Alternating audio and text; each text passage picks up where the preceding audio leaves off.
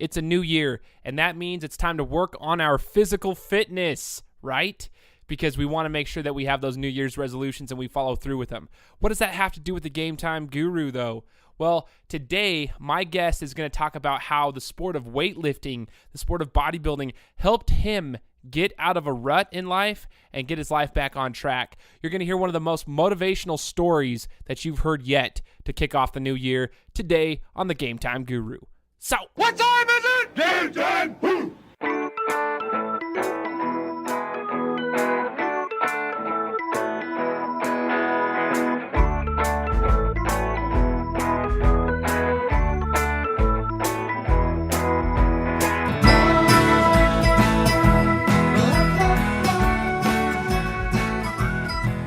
Normally on the show, I would have my guest introduce themselves at the beginning of the show, but I'm going to let Rocky discuss through this interview who he is, and by the end of this, y'all will have an idea of who Rocky Detwiler really is. But first, I wanted to thank you, Rocky, for joining the show today.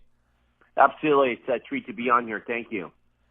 Not a problem, man. So I want to start from the very beginning so that my listeners can get an idea of who you are. Let's start back in 2008. Rocky Detwiler's life is good, flying high, everything's rolling just fine. Can you explain to me what life was like in 2008 when everything was okay? Yeah, it was a goal, and actually it was a goal I set when I was a kid to retire early. So I had reached that level in my life in my late 30s where I was able to retire, and I could travel and had four-wheelers and snowmobiles and motorhomes and things like that. And so I wasn't changing anybody's life or transforming anybody's life. I was just kind of living that life I wanted to, and that was kind of being semi-retired, at an earlier age. And so that's what I achieved. As far as what it was like, it's pretty cool, right? I mean, it's pretty amazing being able to have time freedom. A lot of people that are rich and they don't have the time freedom because their company owns them. And I wasn't in that situation. I had enough money coming in on my investments that I didn't have a business to run. That's how I set it up. I just wanted to have enough money coming in on an investment where I could do what I want when I wanted to do it, and that's what I achieved. So it was pretty good. And when I was interviewing on ISP and the guy asked me the same question, I said, life was pretty good, to be honest with you. Thank you for asking, by the way. Right, man. And so life was flying high all of a sudden, like it happens to most of us. I mean, in different types of scenarios. Obviously, not everyone has the same situation, but oftentimes life will smack you in the face, and it seems like that may have happened. Can you explain what happened around that same time frame? Yeah, actually, what happened was I got a phone call from an investigating attorney, and they called me because I was a victim of what was considered one of Arizona's largest Ponzi schemes, and it was run by a friend of mine and his business partner. So we had, if you will, been swindled out of or been, conned out of money, like a lot of people. It was very similar to a Bernie Madoff situation. And there were, on my end, there was, several $1 million that was gone, and it just disappeared. So, you get a phone call from somebody at that level in the government saying, hey, you've been a victim and here's why. You've been on this many accounts. Sorry, your money's gone. Nothing we can do about it. And so, not a great phone call to get, not doesn't make your day.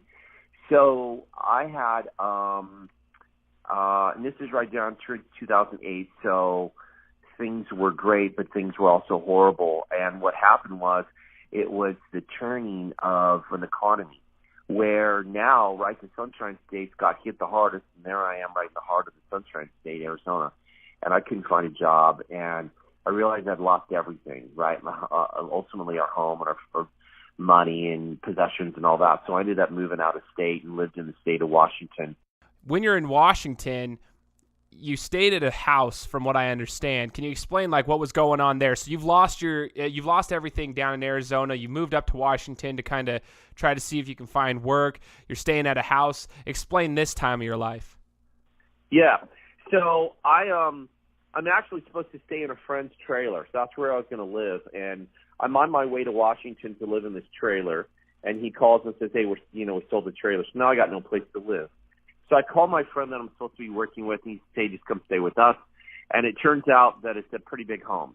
Well, he moves out 2 weeks after I get there because the home's in foreclosure. Well, I didn't have another place to go. I would have been homeless. And so I stayed in this foreclosed home as a squatter, lived there for an entire year. And so it was about this time of year, 2009, so 9 years ago. And I hit rock bottom.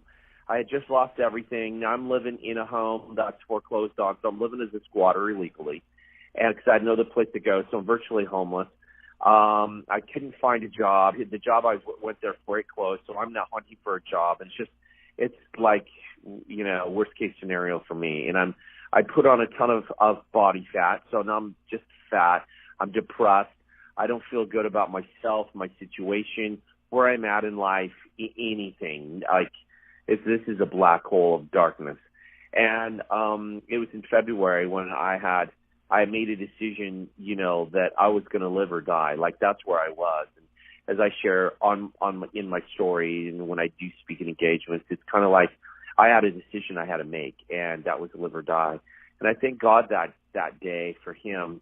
Otherwise, I couldn't share the story. And then I turned to a couple of things. Now, for this call, I don't always share it because this is sports oriented, and I don't always get that question. But I really turned to the power of words, and I turned to athletics. Well, for me, athletics, if you will, or sports, was bodybuilding, and it was weightlifting.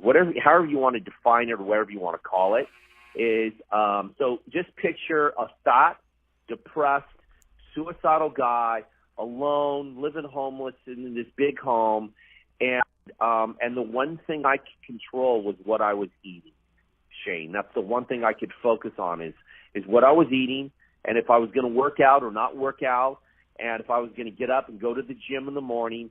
And so what happened for me is that one night, that night that made, really it changed my entire life, was I decided that I was going to live and not die, and that I was going to never give up, and that somehow, someday, my story would impact other people. That's what I made a decision that evening.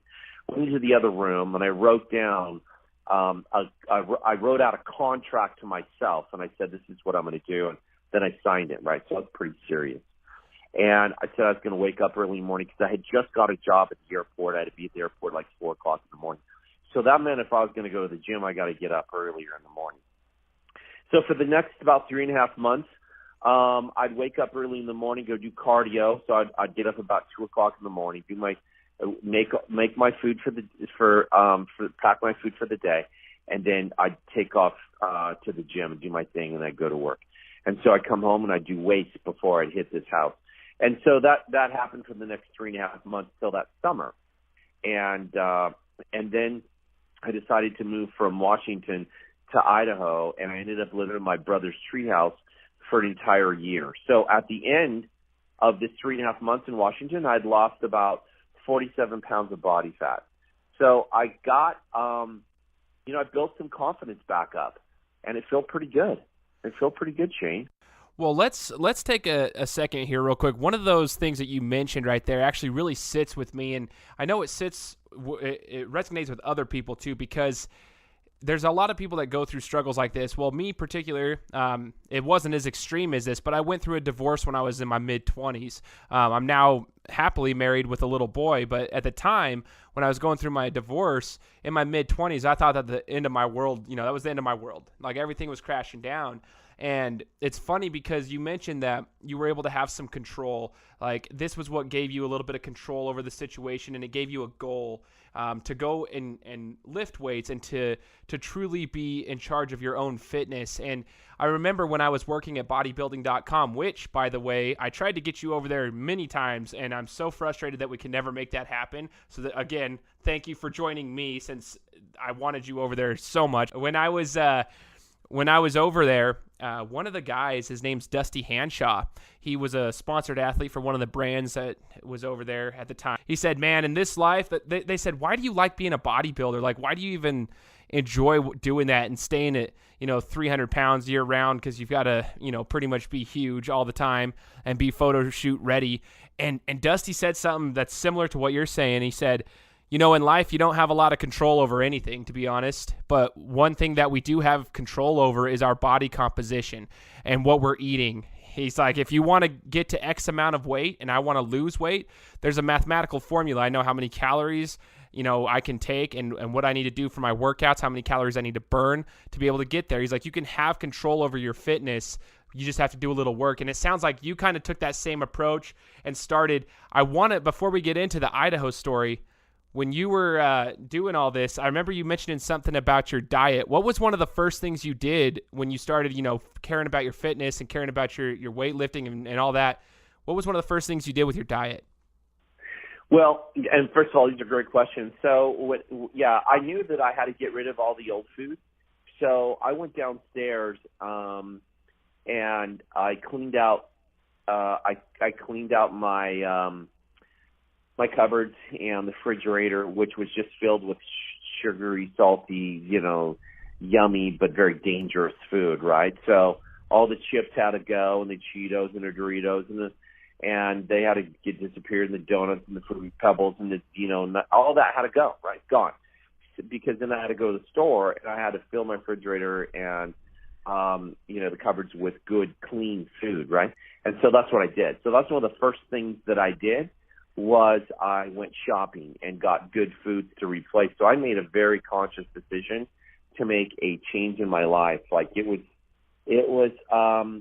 I don't know, fairly dramatic. I wasn't playing around. It was serious.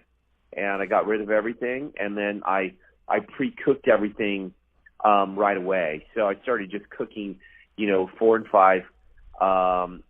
So I'd be eating about 5 or 6 meals a day. So I cook probably 4 days to 5 days in advance.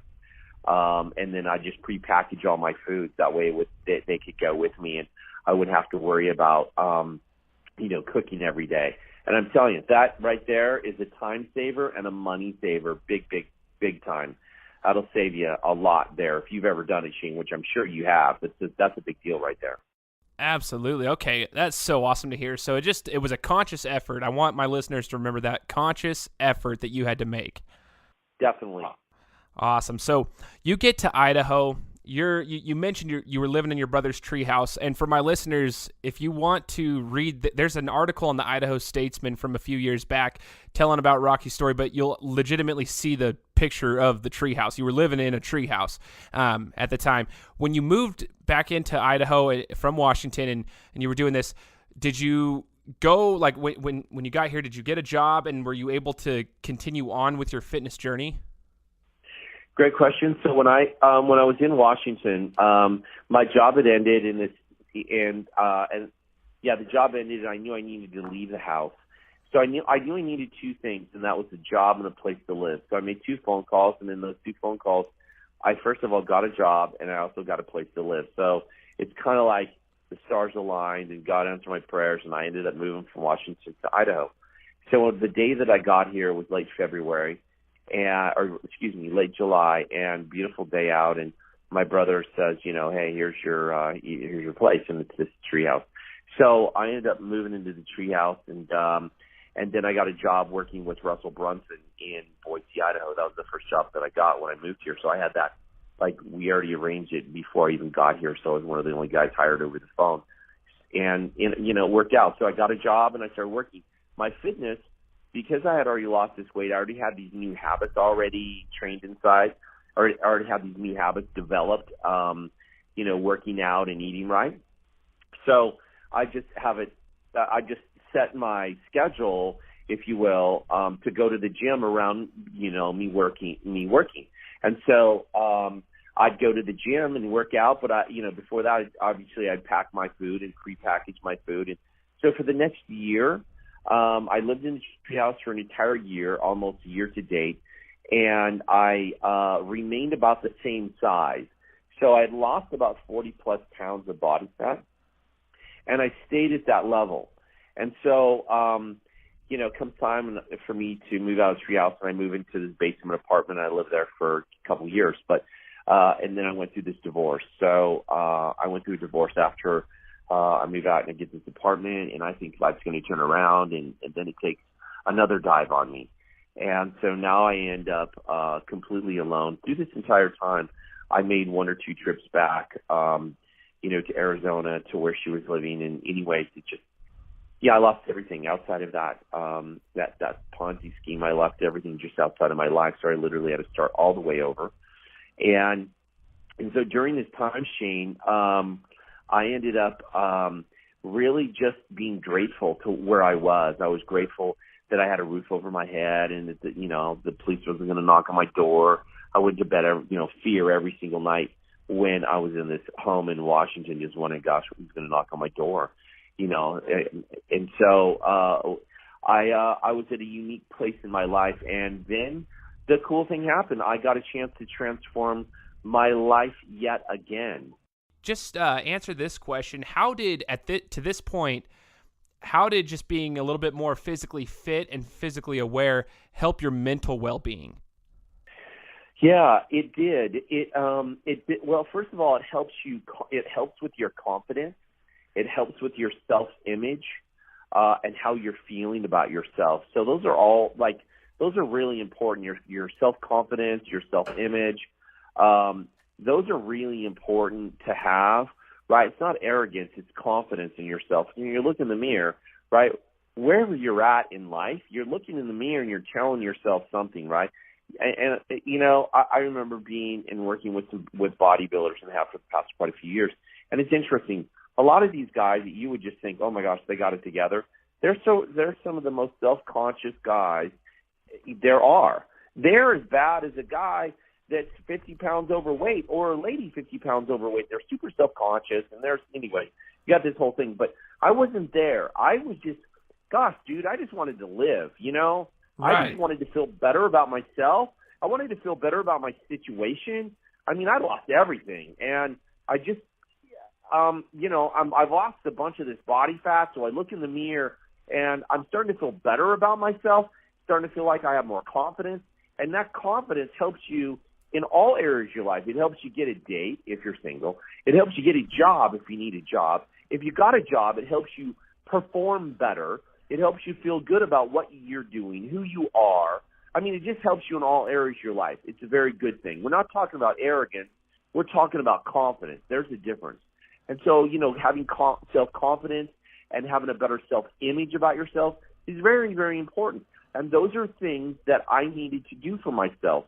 And losing the body fat really helped me. It was one of the biggest things to raise my confidence that I could have done at any time. Like, it was very, very important. Now you're going to transform again. Explain to us what happens. Yeah, so the story picks speed up a little bit here because this is where some pretty big things start to happen in my life.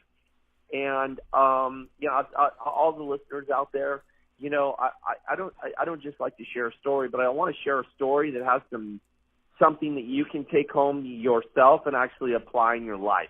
And so as a business owner, but yet as a personal development trainer, I always like to make sure that I can get across something to the listeners to go, hey, gosh, I feel like there's value there. So, I told you when I was back in the foreclosed home, I set a goal. Well, now I'm kind of like, I'm looking at this goal here a year later, and I'm thinking, you know what, I can do better, right? I can raise the level of my fitness. Like, I've never had abdominal veins, so we're gonna get real here now.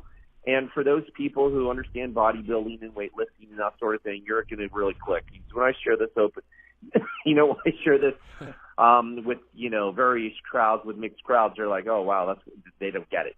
So all the guys a lot of the guys on front covers of magazine have abdominal veins, and I've seen that for years. And I'm like, gosh, do I have those? So I kind of questioned myself first. I'm like, do I have those? And if I do, how do I get them?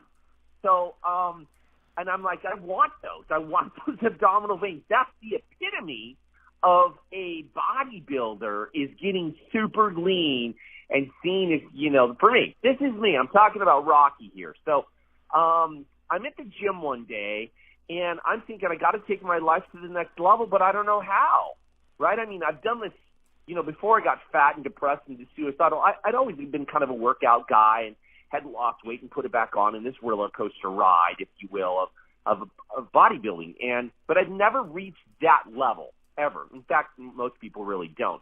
And I never had.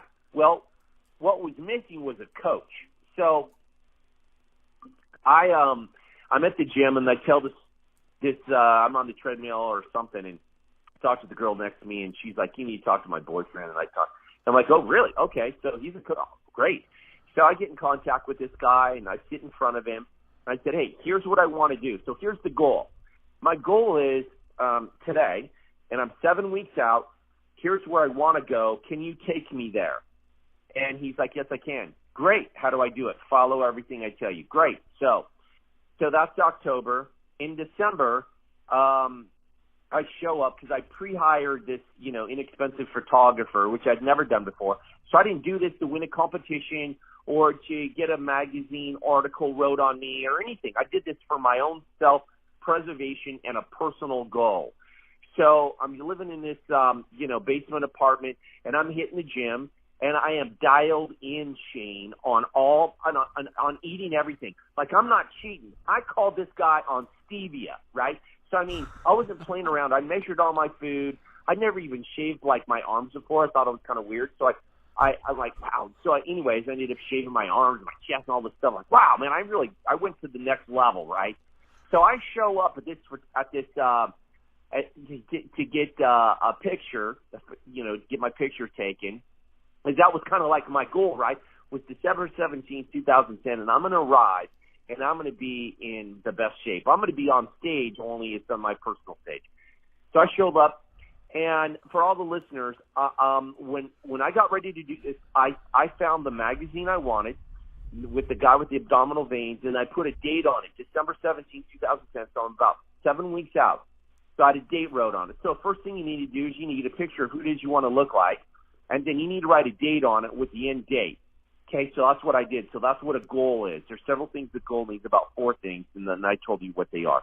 So I show up on December 17th, which happens to be my birthday, and I take the picture of the magazine, the guy, right, with the abdominal veins, and I show this to my photographer, and he does this. If you could physically see me, I'm holding it up, and he looks at the guy, he looks at me, he looks at the guy, he looks back at me and says, dude, you look better than the guy on the front cover. So, yeah, man, so I did it. And let me tell you, it's pretty amazing when you've got a really big goal like that and you achieve it. Like, my life changed forever because there's a bigger story behind that I did not know was going to change a lot of people's lives, including mine. So there were, so kind of fast forwarding, it's changed and assisted and helped and inspired hundreds of millions of people around the world. Like this story I'm sharing with you, there's more to it. But, up to this point, I went from a fat, depressed, alone guy that lost everything, living homeless, to, having this bodybuilding, physique. Okay, so next, Rocky, you've got this, you've hit this huge goal. Let's talk about what happens with bodybuilding.com. So bodybuilding.com, I don't really know who they are. I'd seen them online before, but I really didn't know who they were or anything like that, right? I just wasn't online a whole lot. And so I'm at the gym one day, and I've got this new body, right, and this new life, and I'm feeling a little confident about myself and wearing tank tops for the first time. And so I'm at the gym, and this guy I really admire, an older gentleman, just has an amazing, physique. And I'm talking to him about this guy that I met at bodybuilding.com. And the guy walks through the door, right? So Chris, his name's Chris, walks through the door. And so I'm telling Evan, and I'm talking to Evan. Evan, we call this guy over, right? Call Chris over. Evan tells Chris my story. And Chris says to me, right, from bodybuilding.com, dude, you need to send your story in yesterday. I'm like, really? I didn't think it was a big deal, right? Seriously. I didn't think it was a big deal. He's like, no, hey, I'm serious. You need to send it in yesterday. Okay, right? So anyways, I go home, and I compile the story into a series of events. My story goes live on bodybuilding.com like March-ish of 2011, and it goes viral. So I'm not on, like, front cover bodybuilding.com. That would have been fun, but I wasn't. I was in, like, the weekly transformation section, and it goes viral, meaning it got hundreds of thousands of hits. Like, I don't know how, but I started receiving emails from people in those days. You could receive emails. Well, I started getting emails from people all over the world. And they're like, oh, my God, dude, this is so amazing. What a great story. You know, and I mean, crazy. Like this one guy, he lived in Bangladesh, grew up, you know, with dirt floors and now resides on Wall Street. He's like, way to go, bro. You inspired me. And, like, amazing stories I've still got today. And so I'm like, wow, there's something to this story. And so I'm an entrepreneur.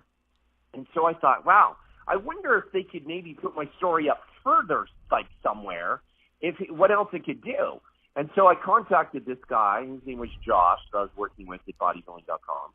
And he's like, yeah, that sounds great. Maybe they left me on for 3 or 4 weeks, which they never do, but they did in this case because it got so many reviews. And so I ended up going to bodybuilding.com, and I met Ryan DeLuca at the time, who owned bodybuilding at that time. That was my goal, was to meet him, because I had an idea. My idea was to take the words that were on that saved me, strength and courage and overcome and persevere and victorious, and all these great, powerful words, and put them on apparel. I wanted them on the left side over my heart, down the center of my back, and on my right arm. Right? That's where I wanted them. And so I'd never done apparel, didn't know anything about screen printing, but I found a way to make it happen, got invited to the company, and I took these shirts in and gave them away to these key people, and then finally met Ryan. He's impressed with the story. He, of course, had read it. And then I met, you know, Lance, who was in charge of apparel. And so, you know, 6 months later, I went from nothing, and now I've got this apparel company. And now my first customer is bodybuilding.com, and I became a vendor with them selling apparel online. So I've spoke to the customer service, and so, you know, been marketing apparel for all these years. And I think I'm the only guy on the planet that does what we do. We believe in the power of words. It's the most powerful force in the world. It raises up and tears down. It blesses, it curses, and, you know, gives life and brings death. And so words are powerful. So I have become an expert on the power of words. I'm the foremost expert I'm one of the foremost experts in the entire world on the power of words. So I talk about it. You know, we teach on it. We wrote books on this, and so it's one of the things we've taken to companies, corporations, schools, colleges, teenagers, and it works. So, and it's been amazing what's happened. So I'm kind of fast forwarding a little bit, sharing a little bit more of the story, because, you know, I went from this bodybuilder guy to, you know, owning my own companies. Now I have a couple of companies. One that's a life leadership organization that teaches and trains companies on the culture and how to use the power of words to transform lives, cultures, leadership. So there's a lot of different areas. When I do a keynote for an organization, I find out what they're looking for, and then I kind of tailor fit it. But it's been amazing. It's been incredible, you know, for me. Back just before, you know, when I was in the treehouse and I got divorced, I thought, you know, is there life? For all the single people out there, I have a formula. If you want the formula, I've got it. I'm going to give it to you. Just it's free for you tonight. If you're looking for that mate, that perfect, amazing mate in your life, it sounds like Shane's got one, and I can tell you that I do. Here's what I did, is that I wrote down exactly what I was looking for, just like I wrote down what I wanted to accomplish for my physical life. I wrote down what it was I wanted in a mate. Details. Only I know them, by the way, today. And then I started speaking about them. Then I started kind of praying about it and believing for her. I'd be driving down the road just like, you know, man, I'm so excited. She's coming into my life. And I'd be talking to her just like she's right next to me. And 5 years later, she showed up, Shane. And she is everything and more that I ever spoke about, dreamed about, believed for, than I could imagine. If I could go into, like, it would take me some time. I mean, we could do another podcast just talking about how amazing that is because of all the things we've done together, where we're going. We've done more in the last couple of years than most people do in a really long period of time. We've accomplished a lot, and this year is going to morph the last several years. Like, it's compounding interest on what we've been able to do. So it's been extraordinary, to say the least. You know, the guy who lost everything to now inspiring millions of people around the world. And last year, I don't know if you know this, but last year our company was selected as one of thousands and thousands that are selected to be on a investor reality TV show. Yeah, we flew out to West Texas in August of 2017, and we're filmed on an investor reality TV show. So our show will air sometime March of 2018, and it's going to change our entire company, both of our companies. It's going to be amazing what's going to happen. But the world's going to get a chance to kind of see Cheryl and I and see who we are and what we do. We have a unique business model, unlike any other one that has been on reality TV that we've seen. And I've seen I don't know, probably 50 to 100 Shark Tank episodes. Right. Yep, I've watched all of. I don't know if you're familiar with West Texas Investors Club. Yeah, I know what it is.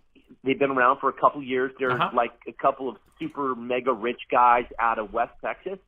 And then, of course, there's the Prophet, right? I mean, he's got it. But those are all investor shows. And so we were in West Texas, and so we got a chance to meet Rooster McConaughey and Butch and be down there with them. And they said some pretty amazing things about us. And we're told that our episode will be the finale because of its content and how real it is. And it's pretty authentic. And, you know, there's people crying and stuff. So Man. want to watch a tearjerker, but a really incredible show. That's why we were told it's probably going to be the finale. It's pretty amazing. Because we talk about life, we talk about real life stuff, and that's our whole thing. Is we talk about words and how words tear you down and build you up. And they have me as an expert on there talking about challenges that the investors had. So it's conflict management. I mean, that's what they had. That's one of the things they had me on there for, was conflict management expert. They had me on there as a speaker, and our book called The Samson Effect. I literally read the book on air. So it was going to be an amazing show. But a lot's happened to me, and all this has happened for a reason. This wasn't happenstance. It wasn't luck. It was because we kind of defined what it was we wanted to do with our life.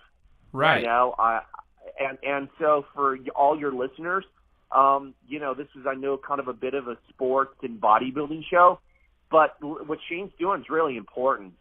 It's special because he's trying to get, or hopefully getting you to think about, wherever you're at in life, if you're struggling, if you're going through some challenges like I was, and hopefully it's not that drastic.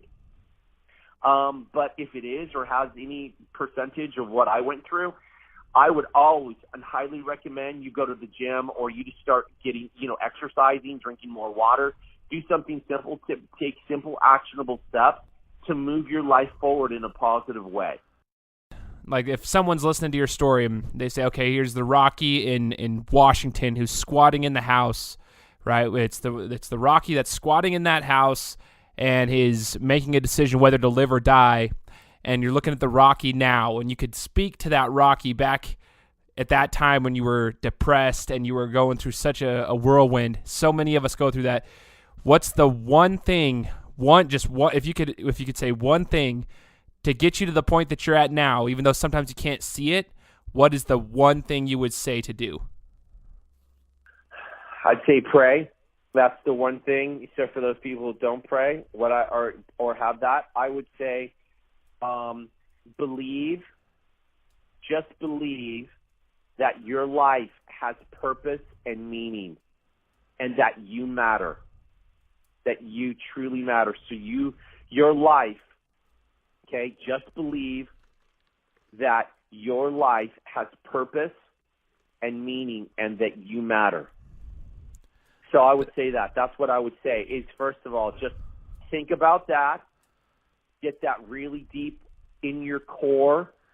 That's what I would say to old Rocky is, listen, buddy, your life has meaning and purpose, and I just want you to believe that it does, no matter what you're going through now, no matter how bad it gets, and don't ever give up. Don't quit on yourself. Don't quit on yourself. That's the one thing, right? Don't do it for others. Remember, when you're flying, you got to give yourself air first. So don't give up on you. So that's what I would say, Shane. That's the words I would say. Awesome. Thank you, man. I appreciate it. And for all the listeners, I hope you guys gain the same motivation from this story as I do and as I did when I first heard the story. Every single time I hear it, it gives me chills because you can relate in some form or fashion. So thanks, Rocky. I appreciate it one more time. Thank you so much for listening to this episode. Before you leave, please head on over to iTunes and leave me a review. I would greatly appreciate it because it helps me out a ton. Thanks, guys. Appreciate the support.